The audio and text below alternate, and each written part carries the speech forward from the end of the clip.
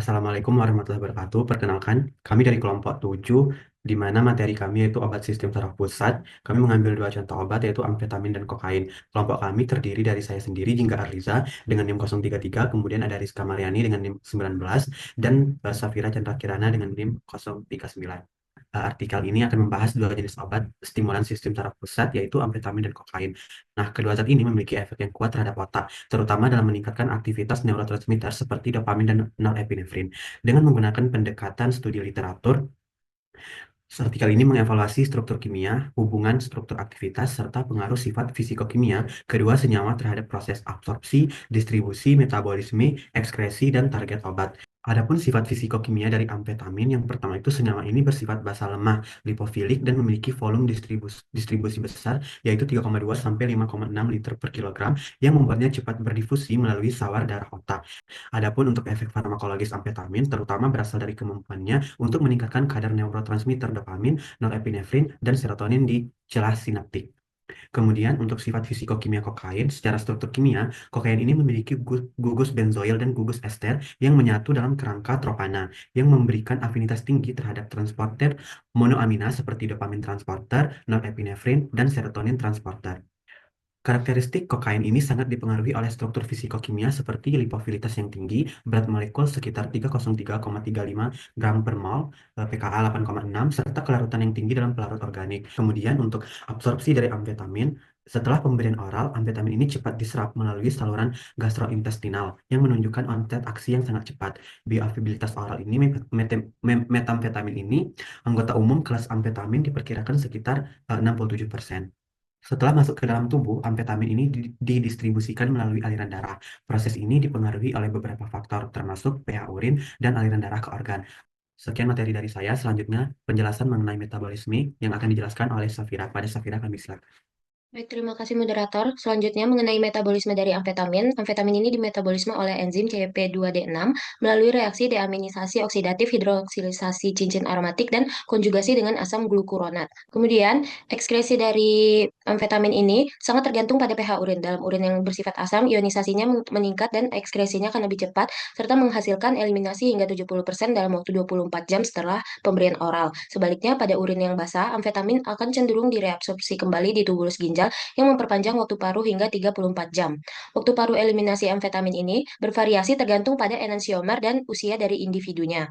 Kemudian, obat amfetamin ini ditargetkan biasanya digunakan dalam pengobatan ADHD dan sebagai agen stimulan dan memiliki beberapa reseptor target, enzim, dan kanal ion yang perannya penting dalam mekanisme aksi dan efeknya terhadap neurotransmitter.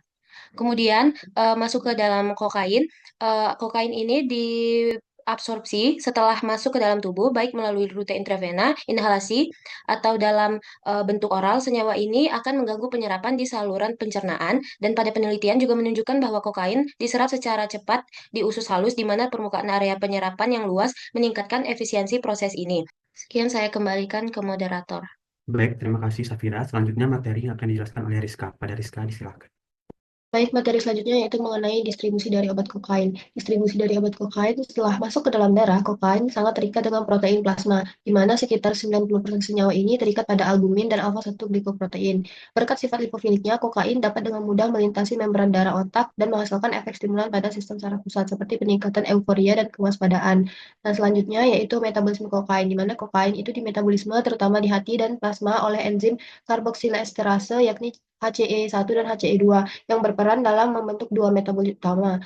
Selanjutnya, rute ekskresi utama kokain dan metabolisme adalah melalui urin dengan BE dan EME sebagai produk metabolit dominan. Selain ekskresi melalui urin, metabolit kokain juga dapat dideteksi dalam berbagai matriks biologi lainnya seperti keringat, air liur, dan rambut. Selanjutnya itu target obat dari kokain. Menargetkan tiga jenis neurotransmitter yang menjadi target utamanya berupa dopamin transporter, norepinefrin transporter, dan serotonin transporter. Peran kokain yaitu menghambat transporter sehingga neurotransmitter dopamin, norepinefrin, dan serotonin akan menumpuk di celah sinaps, mengakibatkan sinyal di otak berlebihan yang akan menyebabkan timbulnya efek euforia karena meningkatnya dopamin, tekanan darah dan detak jantung meningkat karena norepinefrin, dan perubahan suasana hati atau cemas karena serotonin yang meningkat. Kokain bekerja menghambat saluran natrium dan saluran natrium ini berfungsi dalam membantu mengantarkan impuls listrik ke saraf otak. Kokain memasuki saluran dan mengikat melalui dua jalur, yaitu hidrofilik dan hidrofobik. Akibatnya aliran natrium terhalang yang mempengaruhi penghambatan impuls listrik. Hal ini menyebabkan kokain memiliki efek anestesi lokal. Sekian, saya kembalikan ke moderator. Baik, sekian presentasi dari kelompok kami. Selanjutnya kami membuka sesi tanya jawab untuk pertanyaan pertama dari Fizia Yurian, di mana Fizia Yurian bertanya mengenai jelaskan bagaimana hubungan struktur aktivitas dan sifat fisikokimia dari amfetamin dan kokain mempengaruhi mekanisme kerja, distribusi dalam tubuh, serta potensi efek sampingnya. Sertakan pula penjelasan mengenai peran enzim metabolisme dan relevansinya dalam pengembangan senyawa turunan yang lebih aman. Pertanyaan Fizia akan dijawab oleh saya sendiri, di mana amfetamin dan kokain ini menunjukkan hubungan erat antara struktur aktivitas dan sifat fisikokimia terhadap mekanisme kerja, distribusi, dan efek sampingnya. Amfetamin dengan struktur feniltamin bekerja meningkatkan pelepasan dopamin dan norepinefrin, didukung sifat lipofilik dan pKa 9,9 yang memfasilitasi penetrasi otak. Kokain dengan struktur tropana dan gugus ester itu akan menghambat reuptake neurotransmitter secara kompetitif, yang akan menghasilkan euforia singkat namun sangat adiktif. Amfetamin dimetabolisme oleh CYP2D6 dengan ekskresi dipengaruhi oleh pH urin, kokain dimetabolisme oleh esterase dan sebagian oleh CYP34A menjadi metabolit toksik. Efek samping amfetamin ini mencakup psikosis dan hipertensi, sedangkan kokain berisiko tinggi menyebabkan aritmia, stroke, dan ketergantungan. Pemahaman SIR atau struktur aktivitas ini dan enzim metabolisme penting untuk mengembangkan turunan yang lebih aman melalui modifikasi gugus aktif, mengurangi toksisitas tanpa menghilangkan efek terapeutik. Sekian, selanjutnya pertanyaan dari Aisyah Zahwa yang akan dijawab oleh Safira. Pada Safira disilakan. Baik, terima kasih moderator. Selanjutnya, Aisyah Jawa di sini bertanya bagaimana polimorfisme terhadap enzim CYP2D6 yang dapat mempengaruhi keefektifan dari terapi berbasis amfetamin dan apakah ada risiko toksisitasnya. Jadi, polimorfisme genetik pada enzim CYP2D6 ini perannya penting untuk menentukan efektivitas dan keamanan terapi dari amfetamin, karena enzim ini bertanggung jawab atas metabolisme utama amfetamin melalui jalur oksidatif dan hidroksilisasi. Dan beberapa individu itu ada yang memiliki tipe poor metabolizer, jadi mereka memiliki aktivitas enzim yang rendah, sehingga metabolisme amfetamin itu akan menjadi lambat dan menyebabkan peningkatan kadar obat aktif di dalam tubuhnya, yang akan beresiko menimbulkan efek samping seperti takikardia, insomnia, dan bahkan psikosis. Sebaliknya, ada juga individu yang memiliki tipe ultra rapid metabolizer. Pada individu ini, amfetamin itu akan cepat dimetabolisme sehingga efek terapeutik itu bisa tidak tercapai secara optimal. Nah, jadi dari perbedaan ini nunjukin bahwa respon pasien terhadap amfetamin itu bervariasi dan dapat meningkatkan risiko toksisitas, terutama kalau dikombinasikan dengan zat lain seperti contohnya alkohol yang akan memperburuk kerusakan hati dan ginjal. Oleh karena itu, pemeriksaan genetik CYP2D6 itu sangat disarankan untuk menentukan dosis yang tepat dan mencegah reaksi yang akan merugikan pasien, khususnya pasien yang akan menjalani terapi jangka panjang seperti ADHD. Baik, terima kasih Vira. Selanjutnya pertanyaan dari Karen yang akan dijawab oleh Rizka. Pada Rizka disilakan. Baiklah, pertanyaan dari Karen dengan NIM 25, yaitu bagaimana perbedaan mekanisme kerja kokain dibandingkan amfetamin dalam mempengaruhi neurotransmitter. Jadi perbedaannya itu terletak pada cara kerja keduanya dalam mempengaruhi zat kimia otak seperti dopamin, norepinefrin, dan serotonin, yang mana amfetamin ini bekerja dengan merangsang otak untuk melepaskan lebih banyak neurotransmitter. Eh, Hasilnya kadar dopamin meningkat yang menyebabkan peningkatan semangat, fokus, dan kewaspadaan. Sebaliknya, kokain bekerja dengan menghambat proses pembersihan neurotransmitter yang sudah dilepaskan.